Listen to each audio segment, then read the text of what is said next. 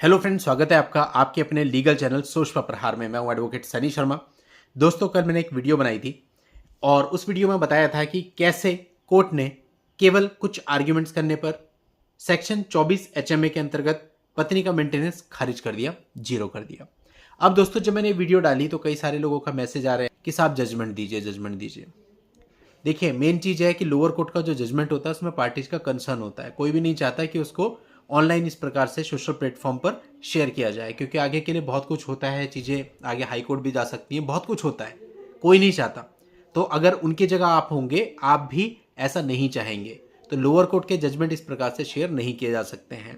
Second, high court और honourable supreme court के judgement होते हैं वो ऑनलाइन होते हैं, पब्लिक होते हैं, तो उन्हें वहां से कोई भी पढ़ सकता है, कोई भी उसे एक्सप्लेन कर सकता है। बट लोअर कोर्ट में ऐसा नहीं है।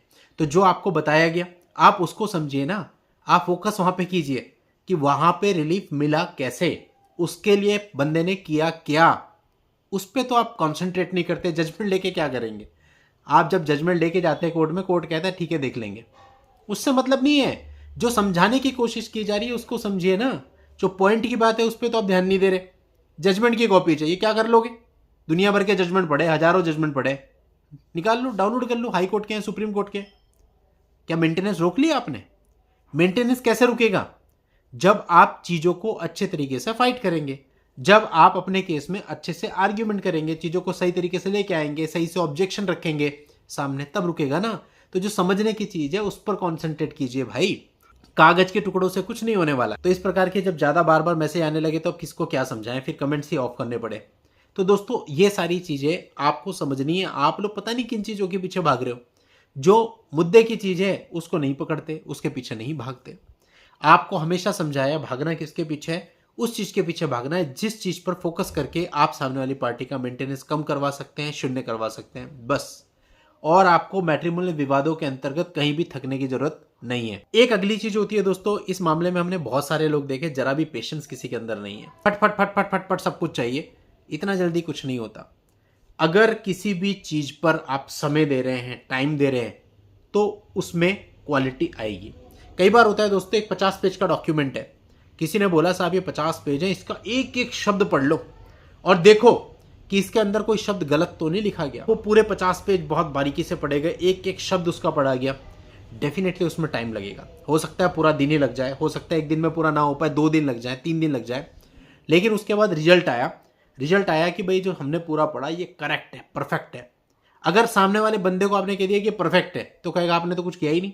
जबरदस्ती की खामियां निकाल के बता दो, कहेगा किया, आपने तो बहुत काम कर दिया, इसमें नोट्स बना दिए। तो दोस्तों, ये तो हमारे देश में मेंटेलिटी है लोगों की। मतलब वो काम हुआ या नहीं हुआ उसको इस चीज पे तोलते हैं कि कितनी लाइनें खींची गई हैं। इस मेंटेलिटी से हम लोग बाहर ही नहीं आ पा रहे हैं। और दोस्तों, जो इन चीजों को समझते हैं, जो मैं आपको बता रहा हूं, वो कहीं मार नहीं खाते, कहीं धोखा नहीं खाते, बहुत ही आसानी से सारा काम उनका हो जाता है, बहुत ही आसानी से इन चीजों से बाहर भी आ जाते हैं।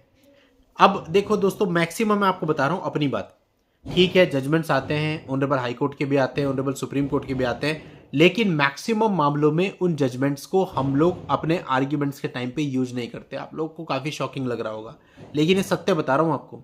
चाहे 125 में आर्ग्यूमेंट हो, चाहे सेक्शन 24 में आर्ग्यूमेंट हो, इवन फाइनल आर्ग्यूमेंट भी किसी केस के हो, बहुत रेयरली होता है कि हम किसी जजमेंट का हवाला दें या किसी जजमेंट की कॉपी दें।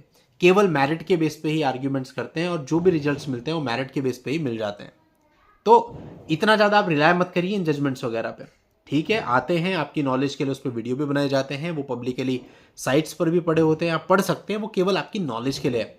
तो आप ये मत सोचो कि आपके फेवर में एक जजमेंट आ गया तो आप खुशी से पागल हो गए, और एक जजमेंट आपके अगेंस्ट आ गया तो आप 10 लोगों को फोन मिला देते हो कि भाई ये तो ऐसा जजमेंट आ गया, अब क्या होगा। ऐसा कुछ नहीं है, वो उस पर्टिकुलर मामले के हिसाब से उन्होंने वैसा जजमेंट दिया। जिसने जजमेंट दिया उसकी कैसी मेंटेलिटी थी उस पर भी डिपेंड करता है, उसका पर्सपेक्टिव कैसा था उस जज का उस समय पे। जरूरी थोड़ी है आपका मामला जहां चल रहा है उनका पर्सपेक्टिव भी वैसा ही हो। तो इसलिए बहुत बड़ी बातें नहीं है, तो बहुत छोटी छोटी बातें हैं। 5 जजमेंट आपके फेवर के मिलेंगे, 5 अगेंस्ट के मिलेंगे, 5 आपकी अपोजिट पार्टी लेके आएगी, 5 आप भी लेके आ जाएंगे। तो जजमेंट्स कुछ नहीं होते लोअर कोर्ट्स में। लोअर कोर्ट्स बहुत ज़्यादा इन पर रिलाय नहीं करता है। तो इसलिए मेन आपका फोकस होना चाहिए कि आप केस को अच्छे से लड़ें, उसमें कोई लापरवाही ना बरतें। सारी लापरवाही तो आप वहीं बरतते हैं। रिप्लाई आपके ठीक नहीं होते, एफिडेविट आपका ठीक नहीं होता, जिन चीज़ों को ऑब्जेक्शन करना चाहिए वो करा नहीं होता, आर्ग्यूमेंट्स के टाइम पे कुछ ठीक से बोलते नहीं, क्रॉस के टाइम पे 4 चीज़ें जो निकालनी होती हैं वो निकालते नहीं, उसके अलावा पूरी कहानी निकाल लेते हैं।